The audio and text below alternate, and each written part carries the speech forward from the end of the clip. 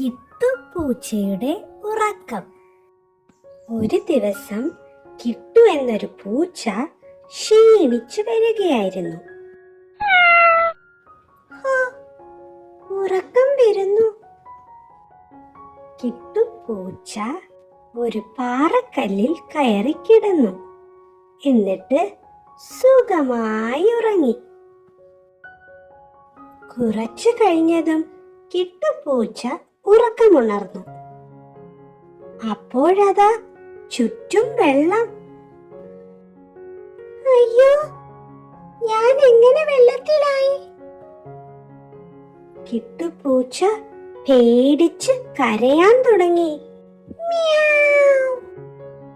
പെട്ടെന്ന് കിട്ടുപൂച്ച ഇരുന്ന പാറ വെള്ളത്തിലൂടെ നീങ്ങാൻ തുടങ്ങി. പാവം കിട്ടുപൂച്ച പേടിച്ചു വിറച്ചു. അപ്പോഴേക്കും പാറ നേരെ കരയുടെ അടുത്തെത്തി. അതോടെ കിട്ടുപൂച്ച ഒരു ചാട്ടം. രക്ഷപ്പെട്ടു. പെട്ടെന്ന് ടുട്ടു എന്നൊരാമ കരയിലേക്ക് കയറി വന്നു. നീ ഇറങ്ങിയത് എന്റെ പുറത്തായിരുന്നു. ടുട്ടുവാമ പറഞ്ഞു. നിന്നെ ഒന്ന് പറ്റിക്കാനാണ് ഞാൻ പുഴയിലേക്ക് ഇറങ്ങിയത്. ടുട്ടുവാമ പറഞ്ഞത് കേട്ട് കിട്ടുപൂച്ചയും ചിരിച്ചു.